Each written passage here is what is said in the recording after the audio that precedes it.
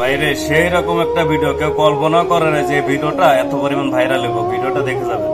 আল্লাহর কসম করে বলি যে সমস্ত নারীরা স্বামীকে অভিশাপ দিবে ইয়াউমুল কিয়ামতের ময়দানে, বিনা হিসাবে তারা জাহান্নামে প্রবেশ করবে। জোরে বলেন আল্লাহু আকবার। আমার মারা যারা মাইকের আওয়াজ শোনেন, শুনে নেন। যত আপনার নামাজ, আপনার রোজা, আপনার হজ সবকিছু বরবাদ হয়ে যাবে যারা স্বামীকে লানত করবেন, স্বামীকে যারা অভিশাপ করবেন, স্বামীর বিরুদ্ধে অভিযোগ করবেন, স্বামীর প্রশংসা করবেন। আল্লাহর দরবারে আপনি নেকি পাবেন, আল্লাহর দরবারে নফল বন্দেগী পাবেন। সারা রাত পরে আপনি ইবাদত করেছেন, আর একবার বলেন, আপনার মার কাছে বলেন, বোনের কাছে বলেন, ভাইয়ের কাছে বলেন, ভাইরে তোমার দুলোবাইটা কত সুন্দর, উনি ফরেজগার মানুষ, নামাজি মানুষ, আমাকে ভালোবাসে। যদি স্বামীর প্রশংসা করো, এই দুনিয়ার মধ্যে নফল ইবাদত হয়ে যাবে, তোমার নেকি হবে, আমলনামায় লেখা হবে। নবীজি বলছে অধিকাংশ মহিলারা ওই কিয়ামতের ময়দানে ওই জাহান্নামী অধিবাসী হয়েছে যারা স্বামীর লানতকারী।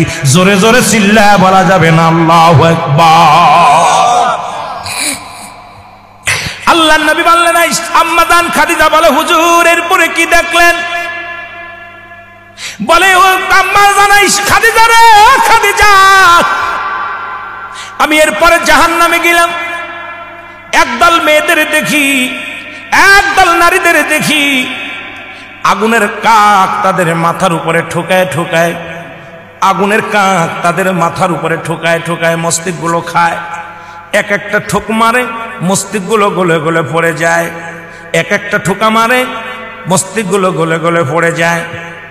আমার নবী বললেন, বলার পর খাদিজা বলে, হুজুর হালাতটা কি? বলছে এই সমস্ত মেয়েরা যাদের চুলগুলো বেগানা পুরুষে দেখছে। এখন এই ওয়াজ যদি মিরাজের ওয়াজে গেলে, শরীয়তের ওয়াজ, পর্দার ওয়াজ, হাকিকতের ওয়াজ, নামাজের ওয়াজ, নামাজও মিরাজ থেকে আসা পর হলো, পর্দার বিধানও কঠিন হলো, নামাজ বাজার মিরাজ থেকে আসা পর।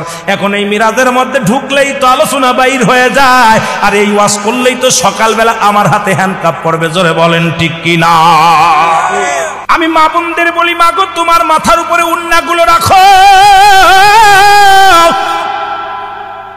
এই চুলের মর্যাদা দাও, চুলের দাম বেড়ে যাবে, তোমার দাম বেড়ে যাবে।